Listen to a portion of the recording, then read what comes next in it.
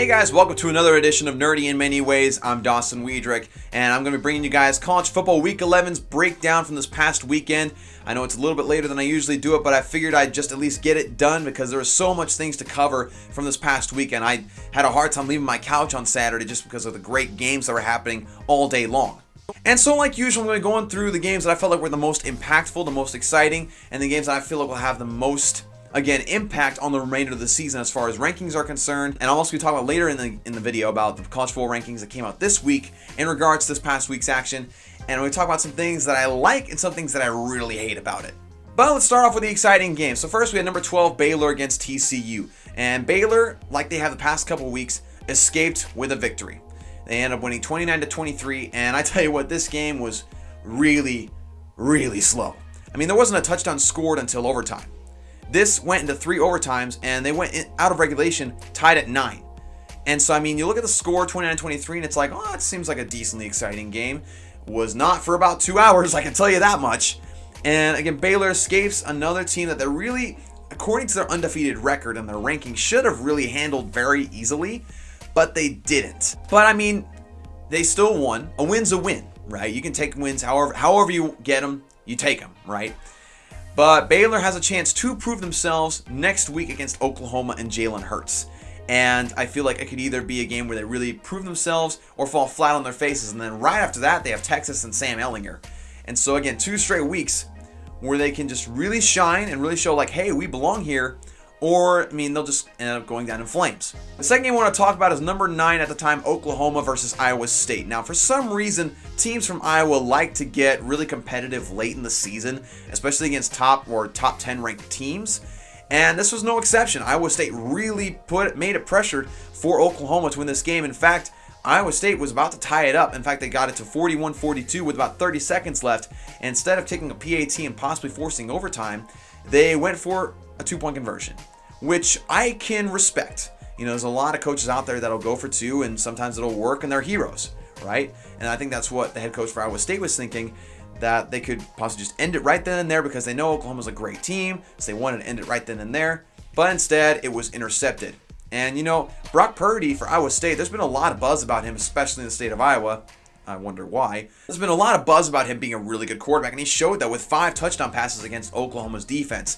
But eventually, Oklahoma was able to strap down on him and get that interception on that 2-point conversion. And again, Oklahoma plays Baylor this next weekend, so I think it'll be a really exciting matchup.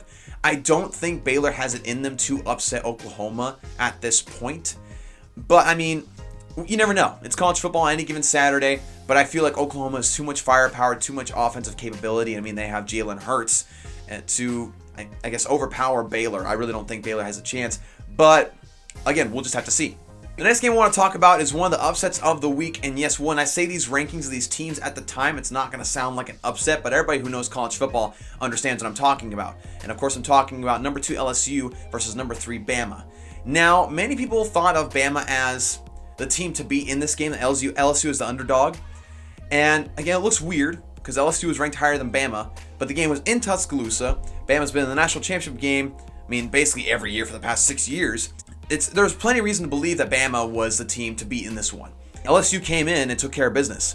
Joe Burrow all but solidified his position as the top Heisman candidate in this game. He threw for 393 yards and 3 touchdowns and really just led the way for this LSU offense, who again is a very rejuvenized offense. And I mean, that ended an 8-game losing streak to Bama for LSU. And I mean, what a great win for the school. I mean, I'm not one to normally cheer for LSU, but in this game, I was really hoping that LSU could pull it off because they are quite a special team this year. I feel like they are, honestly, the top team in the nation right now. And again, that's reflected in the rankings right now, but we'll get to that in a bit. I feel like they're really the team to beat, and LSU's schedule for the rest of the season really shouldn't be all that difficult. They go up against Ole Miss, Arkansas, and Texas A&M to round out their schedule, so these next few games really should not be a problem for the Bayou Tigers. Last game I want to talk about specifically before I get into the rankings was probably my favorite game of the weekend and what I feel like was the biggest upset of the weekend overall. And this is, of course, at the time, number 17 Minnesota against number 4 Penn State. Now, number 4 Penn State, of course, being at the 4 spot, was in the discussion about the college football playoff, right? They were ranked number 4, and so if the season would have ended last week, they would have ended up playing against Ohio State in the first round. Fate had other plans, and PJ Fleck of Minnesota has really changed the culture of Golden Gopher football. I mean, he's really made it into a power that's to be respected. And I mean, watching the game, it ended up being a 5-point contest, but it really didn't feel that way. Minnesota felt like they were in control the entire time, forced turnovers, played amazing offensively. And I mean, Tanner Morgan, the quarterback from Minnesota, only threw the ball 20 times, had 18 completions, and he had 3 touchdowns and 339 yards. If that's not efficiency at the quarterback position, I don't know what is. I mean, that was phenomenal to watch.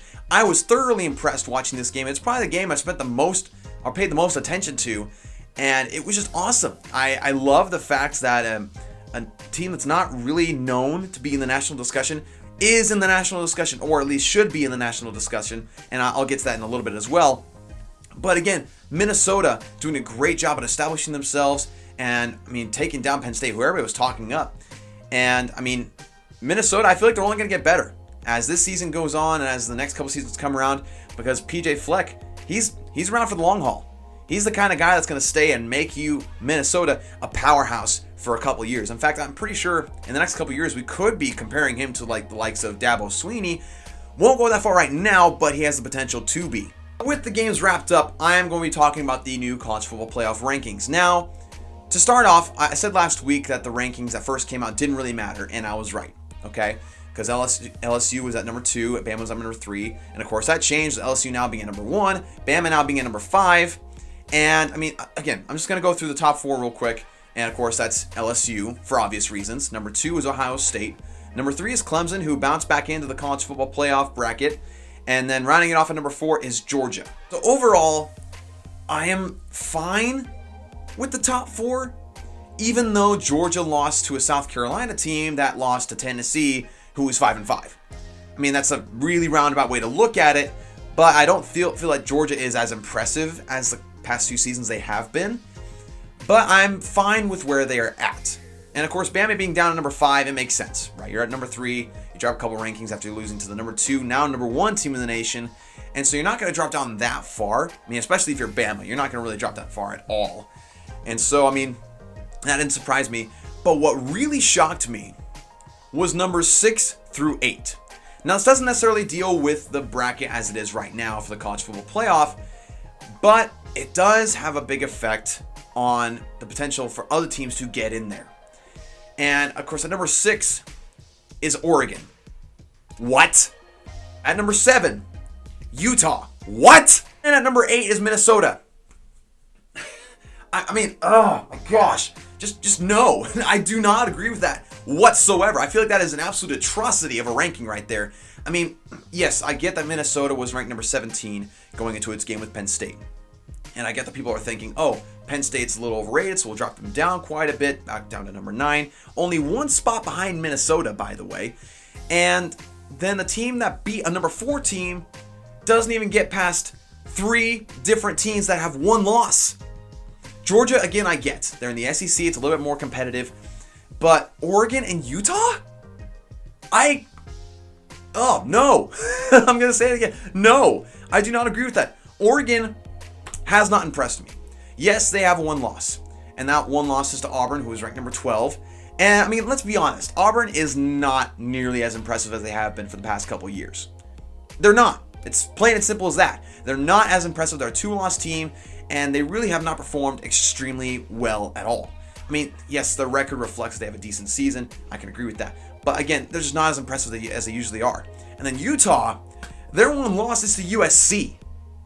USC! And I feel like I bash on the Pac-12 all the time on this channel. But I mean, I feel like this year, of all the years, I feel like I have a reason to. Because the Pac-12 is really not that impressive this year.